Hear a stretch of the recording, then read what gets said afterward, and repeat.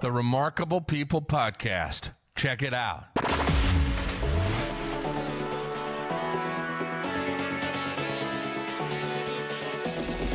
The Remarkable People Podcast. Listen, do, repeat. For life. Hello, friends.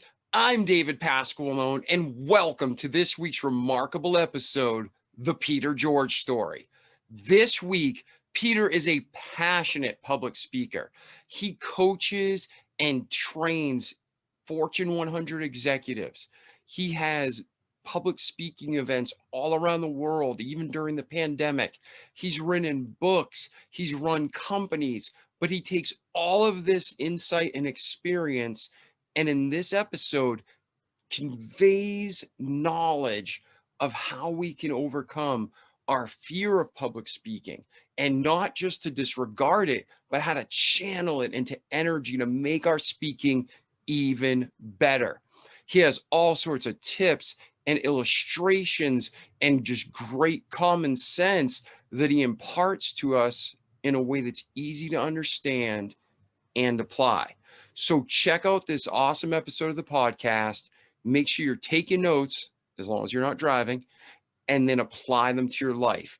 One thing we forgot to mention, I'm not trying to sell you, but after you see Peter's passion and how talented he is, you're going to want to speak with him if you need help speaking publicly or even communicating within your organization.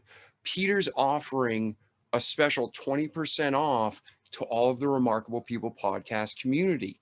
So reach out to him on the website. Make sure you tell him you heard about us, you heard about him on the podcast, and he'll give you 20% off if you decide to work with him. You don't have to for this episode. It's 100% free. It's gold material. It's going to make you a more effective speaker and give you a more fulfilled life. So I'm David Pasqualone. Welcome to the Peter George Story. And both Peter and I can't wait to hear how this has helped you and affected your life in a positive way. Have a great day. Check out this episode, and we'll see you soon. Hey, Peter, what's going on, brother? I'm doing well, David. How are you? Man, I'm doing great, and I am excited for our episode. I just told our listeners all about you in the intro. So now, man, it's your time. Thank you for being here to share your story. Like we've discussed and how our program goes, and our listeners know, in case there's somebody new, Peter's going to go through his story from childhood, his upbringing, what he's adapted to and overcame, what he's faced and conquered, what he has achieved and just smashed through, right? So he's going to take us through his life in this remarkable journey, but he's not going to tell us just what he did, but he's going to share with us the practical steps of how he did it so we can too. Then at the end of the episode, we're going to transition into where's Peter today and where's he going so we can help him get there. So it's a beautiful circle of love and helping each other. With that, Peter, please share with us your remarkable story, my friend. Thanks, David. Well, I grew up in Providence, Rhode Island, and it's a great place to grow up. The city, there was, you name it, we had it. Ethnicity, race, whatever. It was just a wonderful place to grow up, and I grew up with awesome parents. You know, it's funny. My wife, who didn't grow up in such a setting, always called me Opie, or calls me Opie when we talk about my childhood, and Opie being a reference to Ron Howard, the great director and writer, who played Opie on the Andy Griffith Show in the, I guess, late 50s, early 60s. And he just had that nice little upbringing life. And that's what I had, other than I grew up with a lisp and a stutter. And when you're 9 years old in a city, growing up with a lisp and a stutter, it's not the easiest thing. And I had great friends who were very, they really weren't concerned with it. It didn't bother them at all. It bothered me a lot more than it bothered them. However, that doesn't mean other people you go to school with who aren't your necessarily close friends, whatever, don't look at it differently. And you have a great opportunity to be picked on. Fortunately, I wasn't. As much as I was afraid of that, I wasn't, because I did two things fairly well.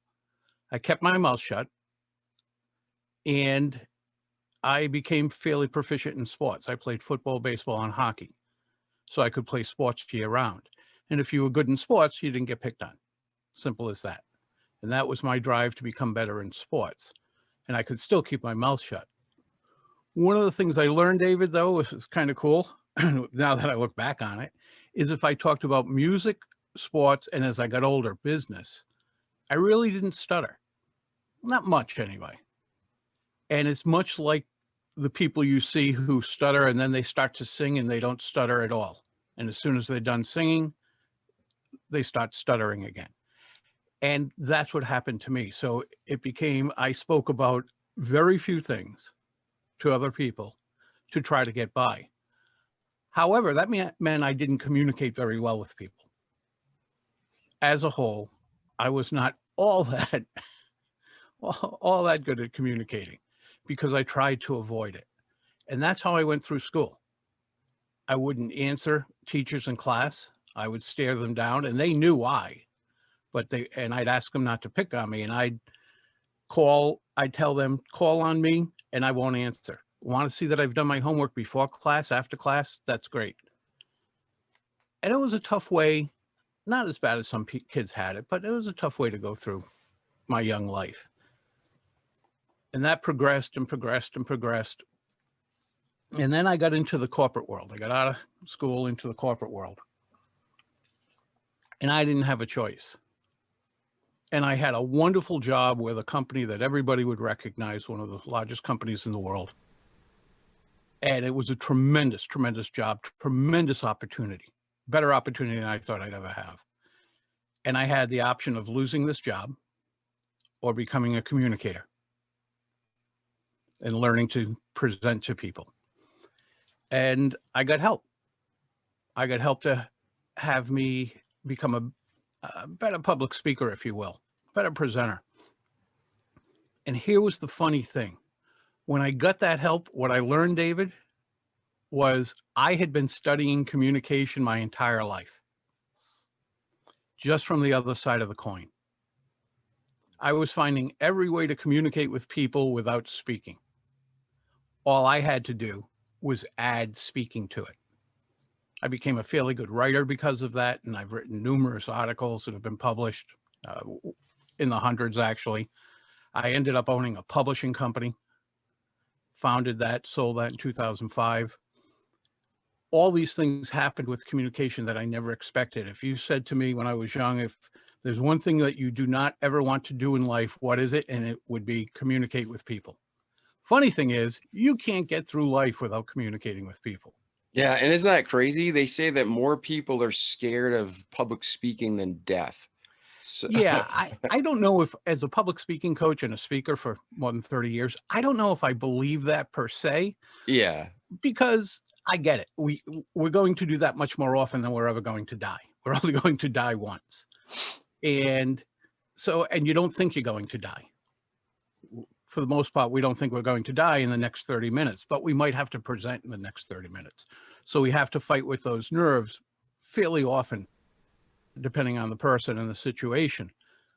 I always like to think, and that's what I tell my clients, yeah, you might think you're nervous about public speaking and that more so than death, but if you're falling 30,000 feet out of the air in a silver tube, you would much rather be on a stage. yes. If you're in a dark exactly. alley with a gun to your head, you would much rather be in a conference room presenting. That's very true. Very true. All right. So when death stares us in the face, it's the number one fear, no doubt. But it probably does rank ahead of things like snakes, which a lot of people are afraid of, and spiders, which I'm terrified of. Clowns. Clowns are actually high up on the list, which I'm terrified of. I have no idea why, but I am. My daughter would scream she wasn't afraid of everything. To this day, she has very few fears. But when she was a child, she would scream in terror when clowns are around. And she had no bad experience. It's just that psycho face, man. Yeah, I've never had a bad experience with a clown. I just think they should be wiped off the face of the earth. I have no idea. And spiders right along with them. And I know spiders serve a good purpose, but nope, Not for me. That's awesome. So when I went and started my own company, when I left the corporate world and started my own company, my first company, I learned that even more so, where communications was necessary in the corporate world, it was essential for me in my own company. And that's how I became a speaker. Was my company grew fairly quickly, and people wanted to know why. People in the industry that we wrote about, people in the publishing industry, wanted to know why, and I was asked to speak on stage. And that was, although it's similar as far as theory goes, that was completely different to me than speaking in a corporate boardroom or a corporate conference room. And I went, well, truthfully, I was going to say I went to get help for that. Truthfully, I tried it on my own. And one of the things I realized that 3 years has gone by and I wasn't that much better a speaker than I was when I started. So I went and got help and found someone who just I gelled with. And he helped me immensely. And not just the theory and the science, but the art of it. And that's what I base my training on for people as well, is, yeah, there's science to it that goes back to your childhood, but it also goes back to about 900,000 years ago, living in caves per se. Now, what would you, oh, I'm sorry. I was going to say, and it was just getting that help that made the greatest difference probably in my life, to tell you the truth. Okay, and we're going to get in, so the audience knows, we're going to get into tips. So when you're listening to Peter and you're connecting, you're like, oh, I have that same issue. I feel the same way. He's going to get into tips to how to help you present and communicate and speak. But I want to jump in and out a little bit here, Peter. Sure. When you're discussing communication types, like there's the public speaking on a stage, there's the boardroom speaking, there's interpersonal. What are the types of speaking, like if you were to generalize in some main categories? I know there's probably dozens, but what are the main types of different speaking that people engage in? Communication. You know, there's all different situations, but I don't believe, and others will disagree with me, I don't believe there's all different types. Whether you're speaking across the desk to one person, 10 people in a conference room, 1,000 people in an auditorium, or anywhere in between, it's the same thing. It's all based, communication is communication. Now, if you're speaking to 1,000 people in an auditorium and you don't have a 30-foot screen next to you, well, your gestures are going to be a lot bigger than they would be if you were sitting across the desk from one person. But other than that, the art of communicating, the science of communicating are the same. Subtle differences, of course, but fairly much the same. Would you say there's an emotional aspect then? And what I mean by that is, if I stood in front of an audience of 10 or 1,000, it would make no difference to me. But if I got in front of a camera by myself, I was frozen. Like I just couldn't even smile. So what is the psychological aspect that changed? It's all in our heads. And that doesn't make it any less real. If it's our reality, it's real. Yeah. And there are a lot of people say, you know, I'm good with 1, 2, or 3 people, but I can't speak to 100. Well, the funny thing is you can't speak to 3. You can't speak to 100 people. You can't speak to 1,000 people. You can only speak to one person. Now that 3 people can be listening, 1,000 people can be sitting there listening and interacting with you and engaging with you. But when we try to speak to more than one person, it bothers us and we don't understand why, but it's because you can't. And you don't want to. David, if there were 3 people in the room with you, I'd still be using the word you, which what's great in English, that means you singularly, and that means you, all 4 of you sitting there. If I said to you, you know, how many of you are from Florida sitting there? How many of you are in Florida? Well, all 4 of you say, well, that's me. But it's a little different if I said, are you from Florida? It's a difference in mindset. I'm having a conversation with one person, no matter how many people are sitting there. Are you from Florida is different from how many of you are from Florida. Funny thing is, The four of you don't have that answer. You'd be like, I don't know, David, are you from Florida? Were you originally from Florida? We don't have that answer. All we can do is answer for ourselves. So when we try to go out and speak to 1,000 people or 100 people or 5 people, we're doing ourselves an injustice by trying to have a conversation with all those people. It doesn't mean you zero in on one and let 999 people not be engaged, but you speak as if there's one. You communicate with one person all the time. And that's a key factor. It's a mindset factor, and it's even the choice of words factor that makes a huge difference that a lot of people don't even teach, a lot of people in my profession. So always speak to one person. It makes a world of difference. So then go back to your story now. You're Sure. in business and you're challenged to learn to communicate and speak, not just from a stage, but to motivate your people, to tie them into the vision, to get them on board. How did you do that? You said you met with a man that you gelled with. Where did that go? And what were the steps of how you overcame this? He broke it down. He broke it down to the simplest parts. And I can't tell you how much I appreciate that, that it was no longer this overwhelming obstacle that I didn't think I could deal with. He just broke it down. So instead of being a wall, it was just a series of small speed bumps. And that once you go over this speed bump, there'll be another one that you have to deal with, but it won't be all that difficult. And it was things like you're only speaking to one person. It was being totally prepared. And that's key, I think, in most things in life, being prepared. And when people say, oh, and I used to say it, yeah, but I don't want to prepare. I'm afraid I'm going to sound rehearsed. Well, that's equivalent to saying, I want to drop $500 to get a front row seat, if not $1,000, to get a front row seat on Broadway. And I don't want the actors to rehearse or prepare because I want them to be authentic. No, you don't. You want a good show. They have to rehearse by themselves and with each other. It's the same thing. So it was taking it bit by bit, David, that made the biggest difference to me. And why things were happening were huge in my mind. That's the science side. And the art side is developing yourself to meet that science, but in a way that works for you. So you can constantly engage people. And the greatest piece of information, the greatest idea that he gave me that I now preach to anybody who will listen is it's not about you, the speaker, ever. It's always about the audience, whether that's 1, 10, or 1,000. It's not about you, yet we make it all about us. So when I went to him,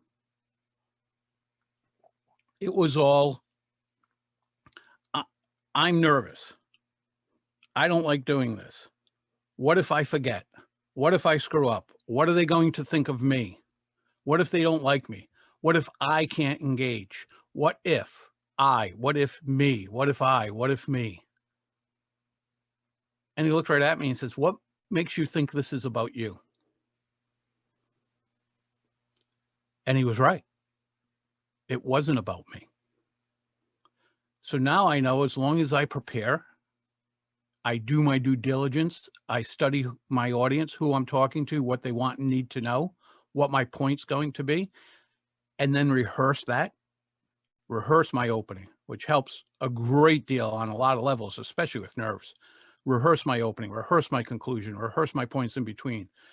Not memorize it, but get to know it, get familiar with it, get to internalize it. Then my job is to engage, not present, but engage. And knowing when it's about the audience, that becomes so much easier. Yeah, that's so true. And I think for me, I never had formal training, but what you said about you practice and you'd rehearse the intro, that was a huge key to me. If I can't get people to laugh in the first 30 seconds, it's a disaster. But if I can get people to laugh like right off the bat, I don't even think twice about nerves. Is that how you are and how most people are? Yeah, it's the first Well, 30 seconds. How long, I'll ask you this, and different people will say different numbers, but how long do you think you have to engage an audience when you walk out on stage or into a conference room or wherever it might be? Seconds. I mean, Yeah, so 3 seconds. Yep. That's scientists some will say 7, some will say 10, but the ones that I look at a lot say 3. And a study I read many years ago, and I can't tell you where it's from, I could only guess, but said that when a fourth grader walks into her classroom for the first time in the school year, in 3 seconds, she's decided whether the next 180 days of school are going to be good or bad based on meeting the teacher in 3 seconds. And that's why we have sayings like, don't judge a book by its cover. Don't make a knee-jerk reaction, because we do. It's what our brain does. And we can try to stop it, but it does it mostly at an unconscious level as opposed to the conscious level. When we bring it to the forefront in our minds and make it a conscious decision, sometimes we can stop that, but the underlying unconscious decision is often made in that short of time. So I give my clients advice on how to lengthen that time long before they walk out on stage. How you can increase that time before they even see you. And that's a great piece of advice for them, because not only does it work scientifically, but it's the mindset for them. But the opening is key. And I said that it's key on several levels. Not only have you decided this is how I'm going to engage them right away, almost instantly, but when you're walking out and your adrenaline's flying and you're nervous and you're sweating and your heart's pumping and all these things that happen to virtually all of us, if you know how you're going to start, that helps calm your nerves. If I'm walking out going, I've got 1.8 seconds to figure out how I'm going to start now, I'm a nervous wreck. And it's also not going to be good. But if I've rehearsed it, I know it. Here's the funny thing. This is the great thing about the brain. Your brain's primary objective is to keep you alive. Bar none. Its primary objective is to keep you alive. So to protect you, when you're walking out on that stage and you're that nervous, or you're walking into that conference room and you're that nervous, your brain, no matter how much you rehearsed it, that opening line is going to say, hey, David, I got a better idea. This will keep you safe and alive. And you say something else that's not nearly as effective. So I teach my clients all the time, unless there's something humorous that happened, you stumbled, there was a big noise, whatever, don't change your opening, because your brain's going to tell you it's got a better one at the last second. And what are the odds of that? Yeah. It just doesn't happen that way. So when you were running your business and you met this gentleman and he's teaching you how to communicate, what were some of the changes you saw interpersonally within your life and in your business? How did it grow?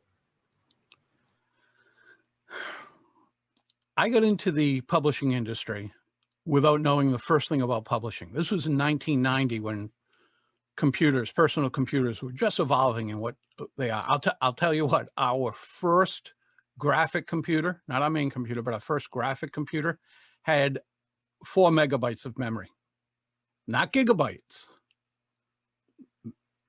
4 megabytes of memory. And you use these large external SideQuest drives that were all the way up to 88 megabytes. A whopping 88 megabytes that cost you, I forgot, $350 each, what they were. And you use these platters. And so that was the 1990s, which wasn't all that long ago. I didn't even know how to turn on a computer. When I worked in the corporate world, our admins, called them secretaries back then, but our admins did all of that. And they did a lot of it on IBM typewriters. So that world was just coming into play. And I had imposter syndrome. What am I doing in this industry? I don't belong in this industry. I don't know the first thing about this industry, but it's something I wanted to do. And I built it from the ground up. And it took me 3 years to get my wife to leave her corporate position and come work for me. And I worked for her the next 12 years. She ran a great company. I was traveling a lot speaking, and she ran the day-to-day company with the employees and the like.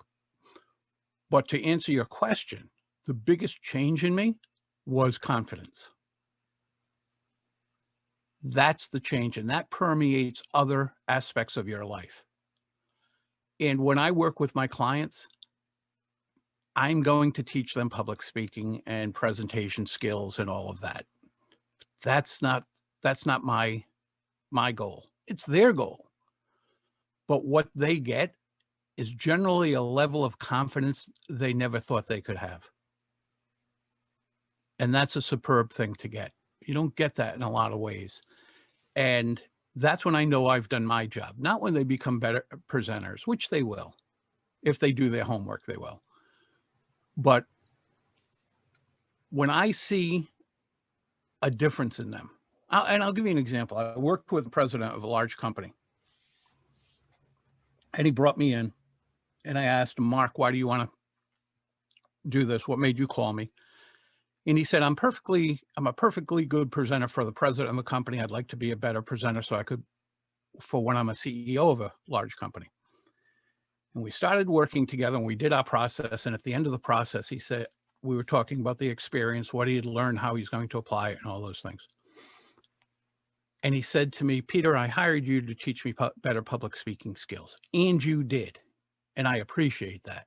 He said, but what I'll never be able to thank you enough for was the level of confidence you instilled in me, which I didn't. It grew organically in him. But that was one of the greatest compliments I've ever had in my career. Because here's a very successful man, 55 years old, has achieved a great deal in life, president of a large company, worldwide company. And he said it was a level of confidence he didn't think he had. And that was pretty cool.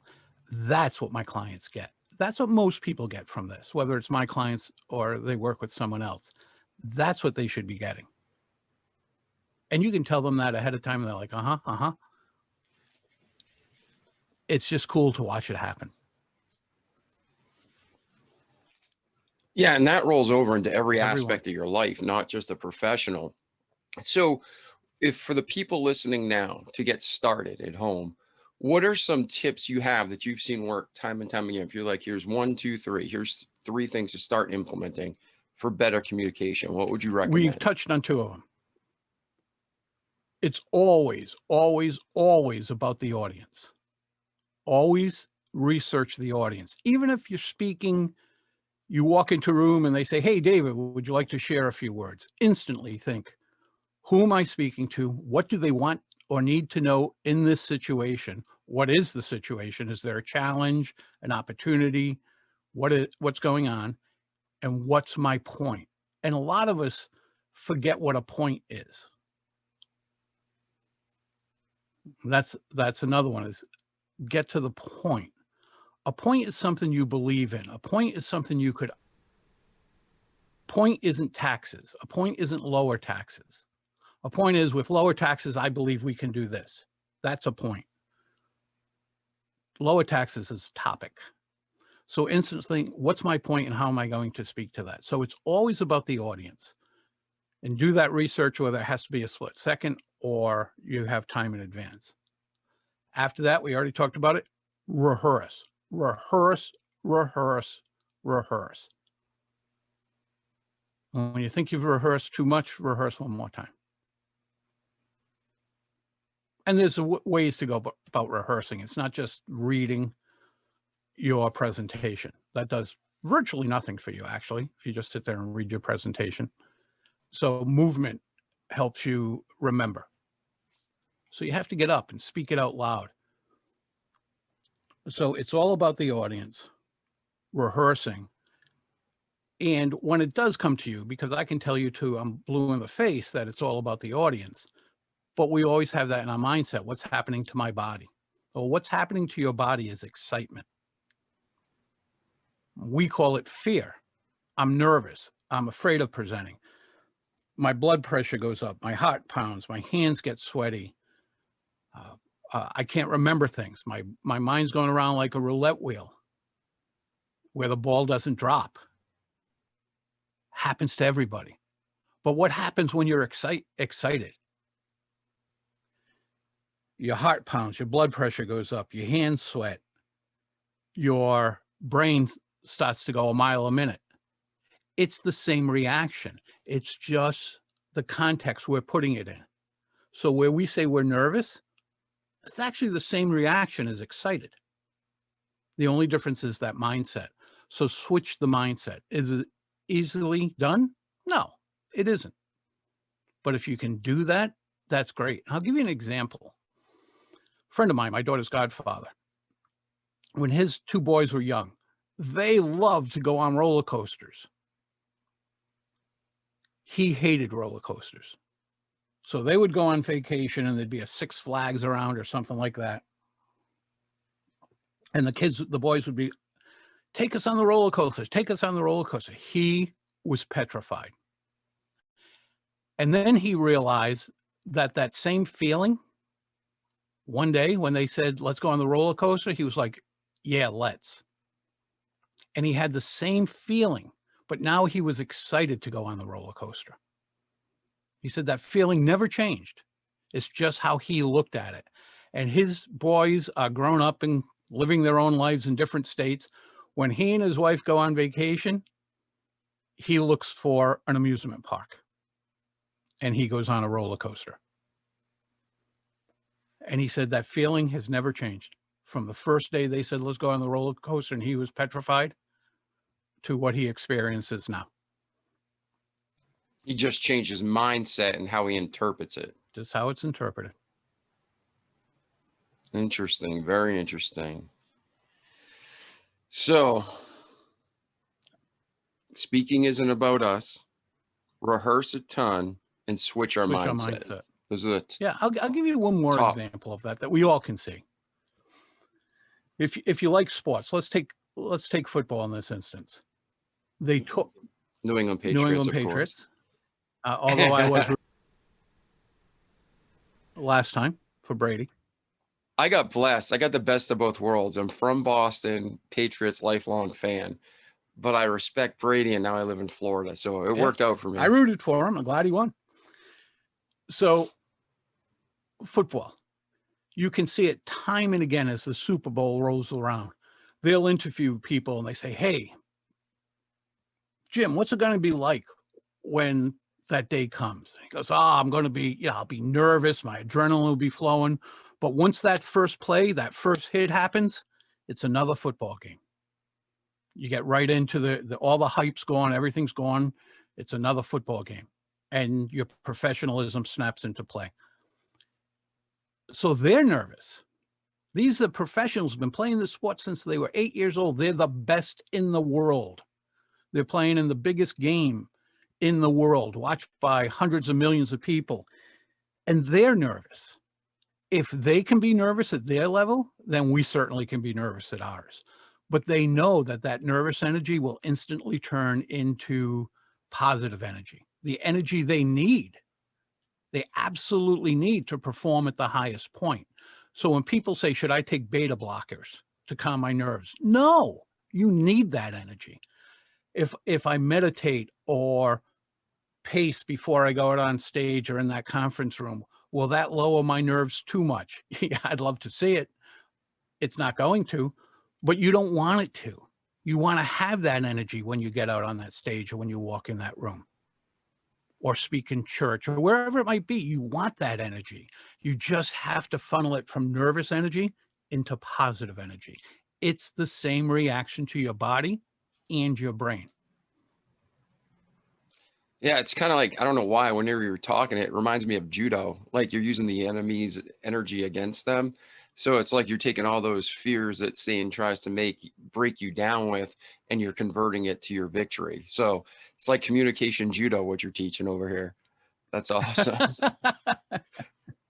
Well, there's some bravado involved too, but I'll bring you back to when I was about 12 years old.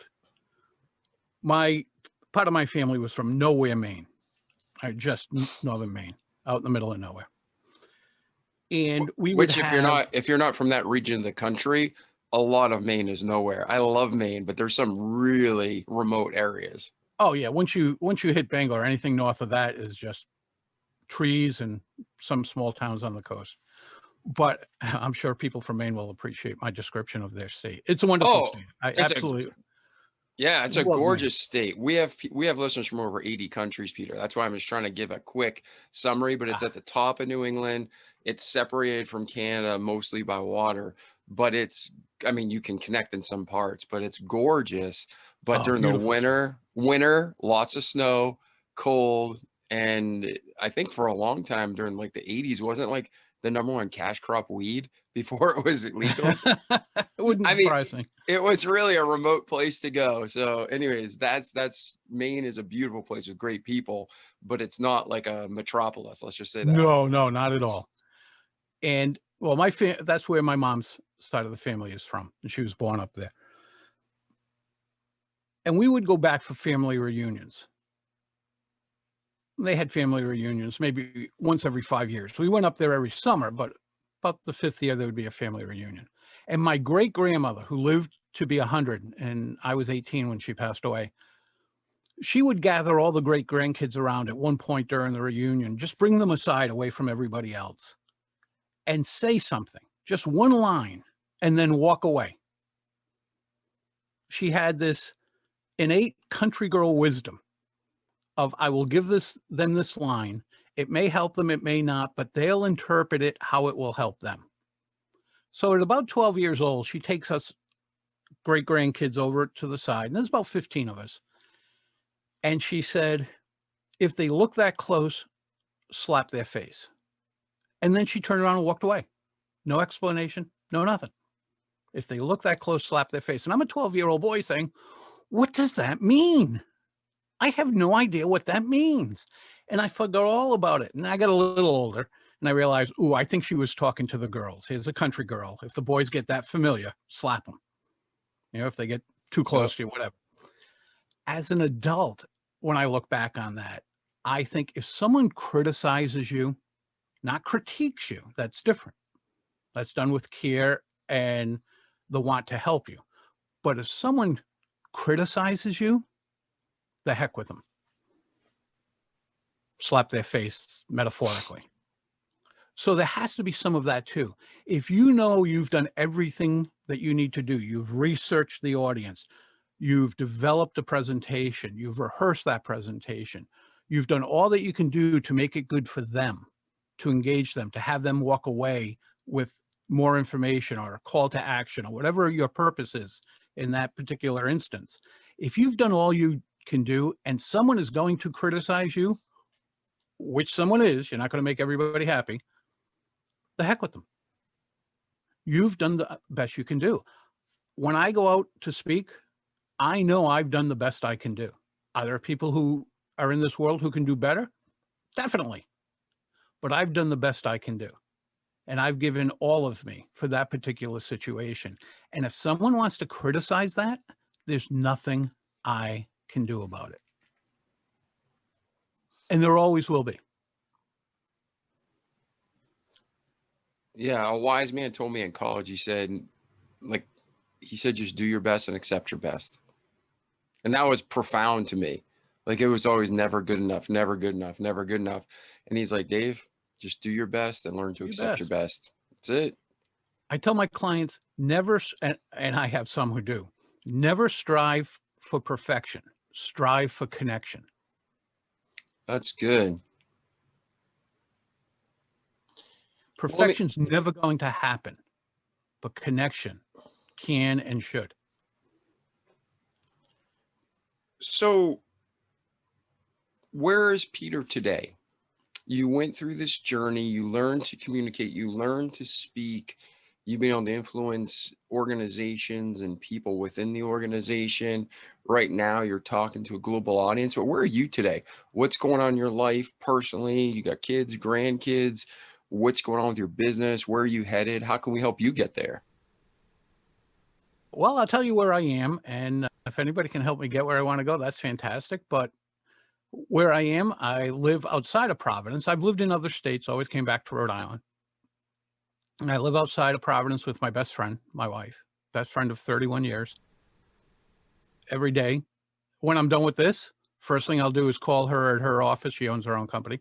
I'll call her at her office and tell her about this. We just both love interacting with each other.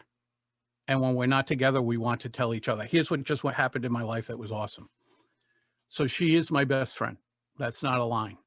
And I'm blessed for that. I can't think of a better way to spend your lifetime than with your best friend.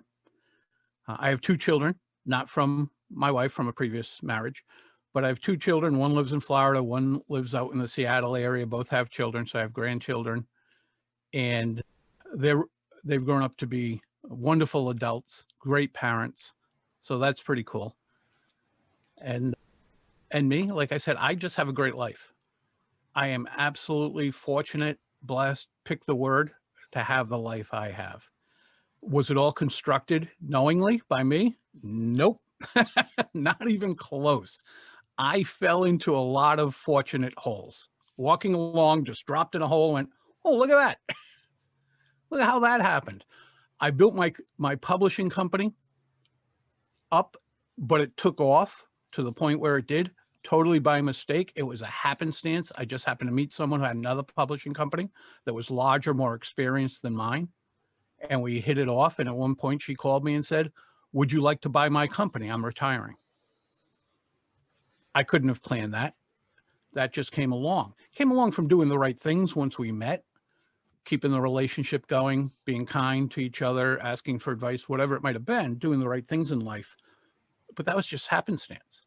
So when I look back and reverse engineer my life, most of the things that got me to where I am today happened because I was active. I got out, met people, whatever it might be, and kept those relationships going. And that's been very fortunate. So my life is pretty cool. I have no arguments about my life whatsoever. I think every day is a great day, no matter what it brings. And yes, my wife's had operations. Both my parents died. One died, my dad died at when I was 30 years old. He died fairly young. My mom's passed away. My older brother, my only sibling, has passed away. So I miss them, but they had great lives too, no matter how short my dad was. He loved his life and his family. So I always look at that. I've had a fantastic life. I'm 63 years old. When we're recording this, it'll actually be in less than a week. I'll be 63. Hey, congratulations, man. Happy birthday. Thank you. And it's been 63, if not exciting years, interesting years, including when I was 8 years old. I didn't mention that. I got hit by a car and wasn't supposed to make it through the night. They brought in the family, the aunts, the uncles, and the like, to say goodbye.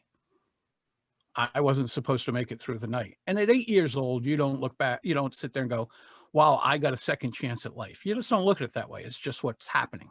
Mm-hmm. But I look back now and go, yeah, for the last 55 years, I shouldn't have been here. I really shouldn't have.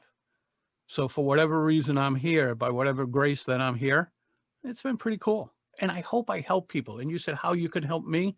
My number one thing in life is to help people. I love to help others achieve things. And I'll tell you where that comes from. Is this video? Is this going to be on video or just audio? Oh, this is video and audio. The majority of our audience are still audio, but if you're listening now audio, you may want to check out the YouTube version. All right. If they are watching it on YouTube, they can see over my other shoulder. They can see over my shoulder a fire helmet. And that was my dad's fire helmet. And one of them. I have all his fire helmets, but that was one of them. And that's all beat up. And that's the old style. That goes back to the 60s when they were metal and they had brass on them and the plate in front and everything that said what engine you were from. And parts of it are missing, parts of it are bent. That helmet saved his life. A ceiling fell on him. That's why that helmet's in the condition is. And that's why it's the one I keep on display. I idolized my dad. My dad was an amazing man in my eyes. Like I said, he died at 59 years old when I was 30. To this day, he's my hero. To this day, he's a guiding light for me. I often look and think and say, should I do this or this? And I think, what would my father do? What would he want? Or what would he be proud of if I did it this way or that way? And I usually go with what I think this is what he would be proud of, or this is what he'd agree with. And not that I'm trying to please him. I'm just using his mindset and what I learned from him. He was my baseball coach. He was a hockey coach. He instilled a lot in me in a lot of different ways. Point being, he was a great guy who helped people. He saved lives. He got accommodations for saving lives. And I wanted to grow up to be a firefighter. And I did fairly well in school. My father knew that wasn't for me. And he proved it to me in a very funny way. But I couldn't help people the way he did, but I still wanted to help people. So I help people the way I do. And here's the thing I know, David. Most of my clients are much younger than me. I don't have any clients that is my age or older. I have some that aren't that much younger, but most of them are much younger. I will never see the pinnacle of their career. I won't live long enough to see that. But I will know that I made a difference in people's lives with what I do. And that's a pretty cool thing. So the only way when people say, hey, how could I help you? If you want to help me help more people, that's pretty cool. I'll take that all day long. Well, let's do this, Peter. If someone wants to connect with you, what's the best way for them to reach out and communicate with you? Easiest way to do it is go to petergeorgepublicspeaking.com. Pretty literal. petergeorgepublicspeaking.com.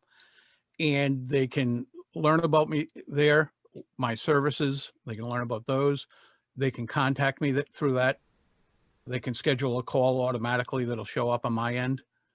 And we can talk if they'd like. No obligations, no nothing. If they just want to chat about public speaking. I live and breathe public speaking. So if they just want to chat about it and tell me their great experience they had, something they accomplished they never thought they would, I'd love to hear that. Absolutely love to hear it. So I would love for people to reach out. And I have clients on 4 continents. I have clients in China. I have clients in Poland and the Netherlands. Clients, of course, here in the US, Canada, and it goes all around. So it's, yeah, if people just want to reach out and talk about public speaking, call me. All right. I got 2 more questions. You got time? I do. All right. So here's the first question. We talked about how you don't want to get rid of your nerves, but you want to learn how to harness them. To this day, every time I speak publicly, I get so nervous. And Yay. I get like messed up. People don't understand. They think I'm an extrovert, but really I'm an introvert. And when I get up to speak publicly, it's terrifying. Like I've literally been in situations where it's like midnight, I'm at a gas station, people were going to jump me, 0 nerves. No problem. Just part of life. Roll with it. But when I go to speak, I just feel this pressure that, man, these people, like you said, I'm supposed to be bringing them value and helping them, and I don't want to disappoint them. So my mind starts spinning. So I used to say, well, how do I minimize my nerves? But what I'm hearing you say is, no, how do you funnel that energy? So again, you gave great tips, but on that topic, to really just calm down a little bit, to refocus that energy, what would you say to a guy like me and to our listeners who have the same problem? Find what works for you in calming yourself. Again, you're not going to get rid of the nerves, nor do you want to, but you want to calm yourself. Is it meditation before you speak? Me, I pace. Give me 6 feet and I'll just pace back and forth in that 6 feet. Give me a complete corridor. If I'm like speaking at a hotel and there's a corridor, I'll pace up and down that corridor for about a half an hour before I speak. So I know speakers who run before they speak and they have just enough time to shower and then hop out on stage. Find something that gets you in the physical, so we say mindset, but in the physical aspect of taking those nerves, bringing them, corralling them, your word, corralling them. So again, it might be meditation, just calming yourself. diaphragmatic breathing, where you're taking deep breaths and letting it out. Don't hold them. Some people tell you in for 4 or 8, whatever it might be, hold it for 4 or 8, out for 4 or 8. I don't believe in that. We're not at a doctor's office. And I believe when we hold on to our breath, and then hold on to, we're tensing ourselves, and we're trying not to tense ourselves. So just in and out, and not too fast because you'll get too lightheaded. Find out what it is. My wife would meditate before she'd speak, and she doesn't speak a lot on stage, but she has sometimes, and she'll meditate. Find what does it for you. And again, people will say, oh, but now I'll be too far down. I'll be too calm. No, you won't. Yeah. No, you won't. If you can find that, I want to know about it. All Because right. the moment you stop walking out on that stage, it's back, but it's back in a different way. And think about it, David, when you're asked to speak, they selected you. You didn't win a lottery to go speak. They asked you. They liked your personality. They liked your talent. They liked the way you engage them as a person and on a personal level. They asked you for a reason. So go, just, it's Nike, just do it. But and it's not, people go, well, just go keep doing it again. Just keep doing it again. You brought up one of the, what'd you say, Judo? Oh yeah, The martial art, you brought up Judo. That would be like saying to me, just go do it. Just keep going doing Judo, what you think are the right moves, and you'll be a master. No, you won't. Repetitiveness helps you get calm with it. It helps you channel it, but it's knowing how to do it well. And here's what I believe. Confidence comes from competence. And when we know we're competent in something, like I said, when I know I've done my due diligence and I train all the time to do this, then I'm competent. And that's where confidence comes from. Same thing with my clients. I know they'll become confident once that competence is reached. So for you, find out what works for you. Find out what helps you channel those nerves. And then know that you're there for a reason. And it's you for a reason. And that will help guide you into getting where you need to go. Don't try to get rid of the nerves. And that's what everybody tries to do. It just won't work. And then keep in mind, you don't have to do this. You get to do this. Yeah.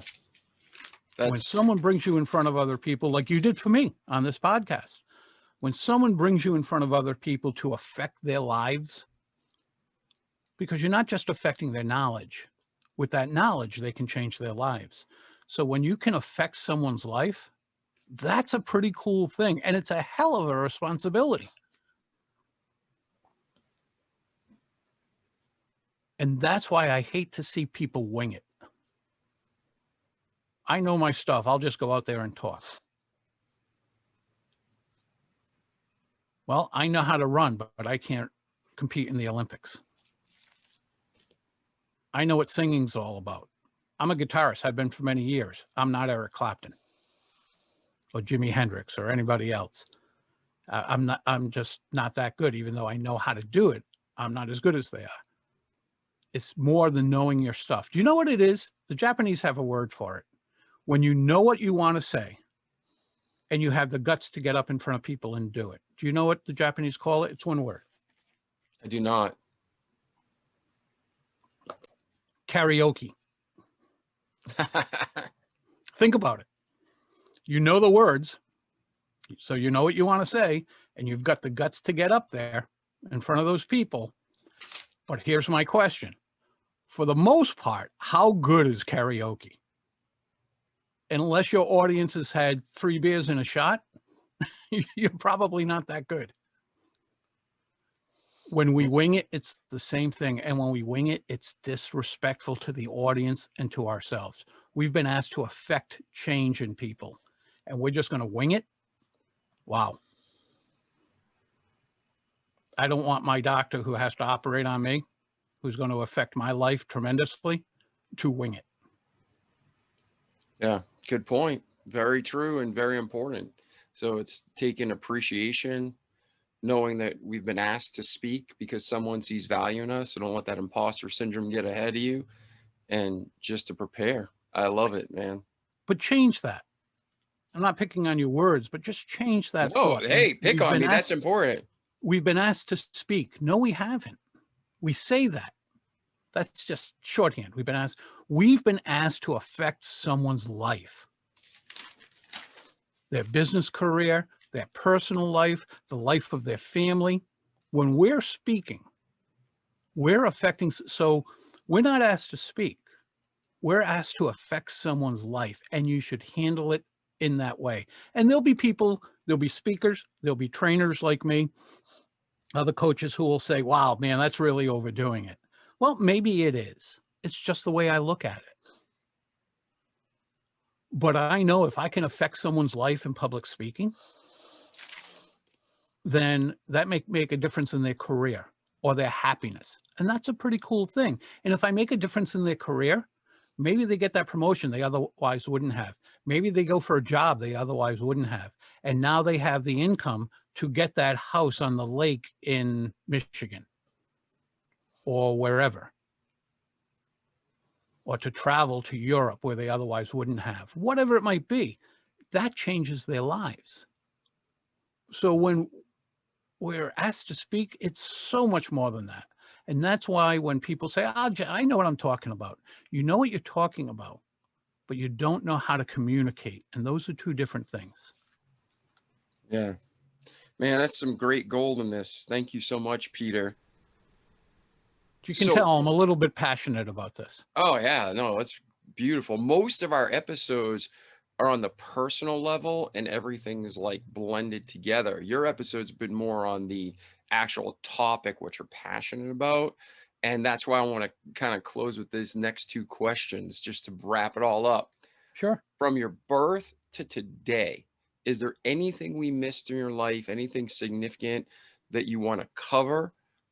Or did we hit all the points that you wanted to bring forward to our audience today? Anything in between. Wow. That's easy, right? Wow. My brain is very quickly going through the years. No, I think we hit on the most important part, and that was a loving family. Okay. Then I'm going to ask That was a loving family. I'm going to ask you the last question, and then we're going to get into just a couple little fun moments. So last question is this. Somebody just listened to this entire episode. If you had one message that they can meditate on, think through, stick in their brain, what would that be? Anybody can do this. Anybody, and that's not hyperbole.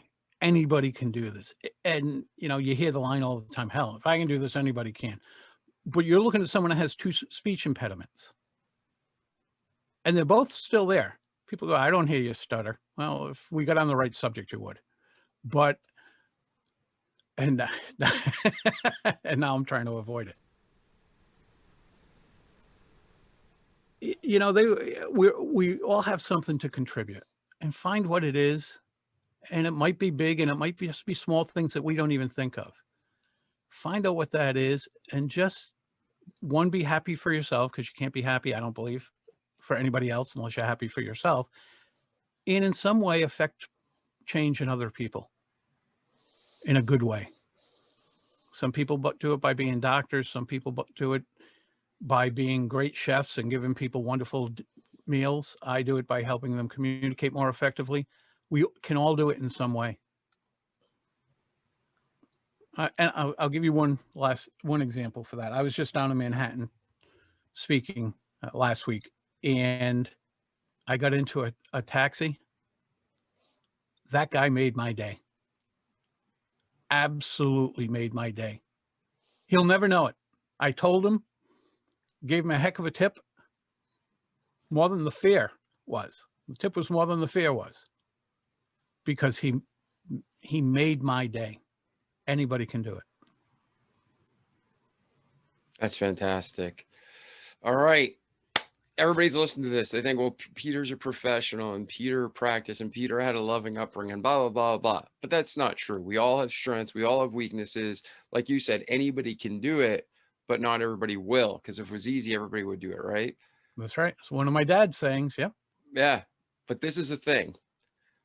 Talk about quickly, give us an example of one of your disaster moments on stage and one of your most proud moments on stage. So give us the disaster, and then we'll go to the proud, and then we'll wrap this episode up. Can I do it in the other order? Yeah, if you want to, yeah. It's your show, baby. This is the Peter show, not the Dave show. So whatever you want. My proudest moments on stage, there wasn't one. My proudest moments on stage actually come when I get off stage. When I speak to people afterwards, if they talk about me, Peter, that was a great job. You're awesome up there. You were entertaining. You were this. You were captivating. I've done a poor job. I know that if I'm getting complimented, I've probably done a poor job. If they come up to me and say, I never knew that, that's going to make a change in me. I'm going to take that away and do this with my life. I am going to go do this, as you suggested. If they speak about themselves and what they're taking away, then I've done my job. Those are my proudest moments. That's when I know I've done well. My biggest disaster was I was speaking somewhere where I had spoken previously and spoken afterwards, which was the amazing part, that I was asked back.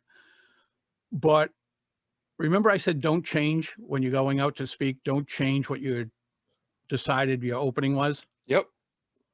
I have, and I won't tell it. Believe me, I won't tell it because my wife will beat me. I have a favorite joke that is sophomoric, that is in bad taste. It's not off color. It's not vulgar, anything like that. It's just not a joke you should be proud of. It just isn't. Somewhere in my head, walking out on stage in front of 750 middle management people in this organization, I decided it was the appropriate time to tell this joke. Oh, no. And I told it. Hear the reaction right now? Nothing? That's the reaction I get. I didn't get a I can't believe he just told that joke. I didn't get any of that. I got absolute silence. And I was up there for a total of 50 minutes. And I'll tell you exactly what I did. If you're watching on video, you saw me do it. I took a pause and I grabbed water and I drank it. And my thought to myself at that point was, it can only get better. It can't get any worse than this. That was my, oh my God, what in the world possessed you?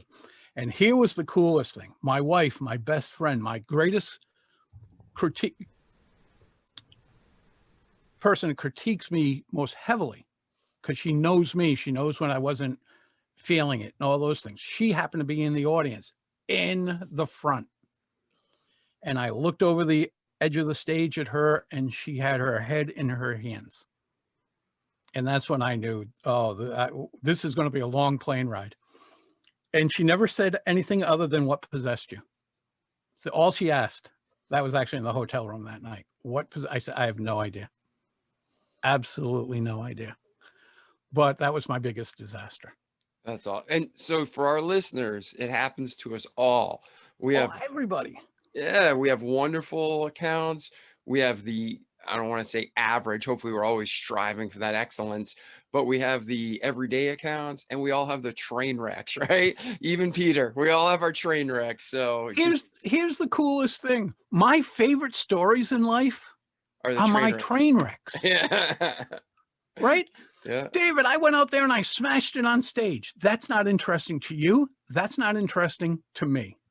Yeah. But when I tell you this went wrong, or my fly was down, or, I always say, what does a guy do 9 times before he walks out on stage? People say, inhale, breathe, jumping jacks. Nope. Checks his fly. Yeah. 9 times before they walk out on stage. And, that has happened. If you've been on stage enough, all these things are going to happen. Are they a disaster at the moment? Yes. They will be your favorite stories. You didn't die. You didn't negatively affect anybody's life. Those will be your favorite stories.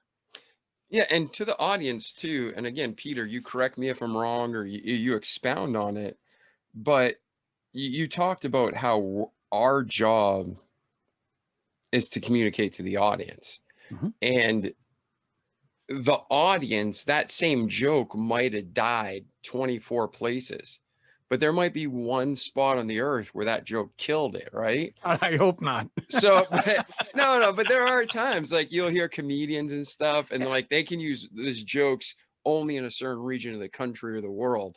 So you got to really know your audience. But like Peter said, there's also discretion in knowing when to not say things, right? Oh, yeah. Discretion was not in the room at this time. That's awesome. All right, Peter. Well, it's been a true pleasure having you here today. Thank you so much. To our listeners, we love you. If you have any questions for Peter, like he said, reach out, go to his website. The link's in the show notes. But Peter, for those who are listening and they got a pen and paper, give that URL one more time. PeterGeorgePublicSpeaking.com. Awesome. So we love you. There's a lot of people that have this difficulty. Share this episode, not because Peter and I need success or want to be famous, but because we want to help you and your friends and family.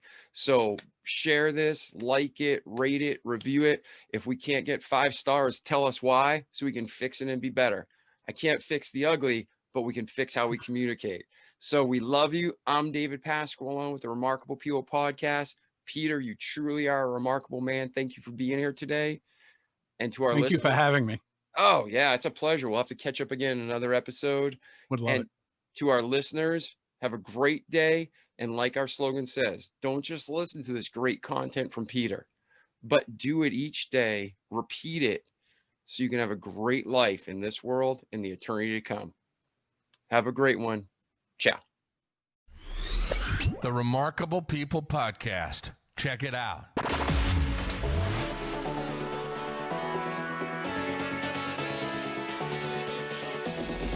The Remarkable People Podcast. Listen, do, repeat for life.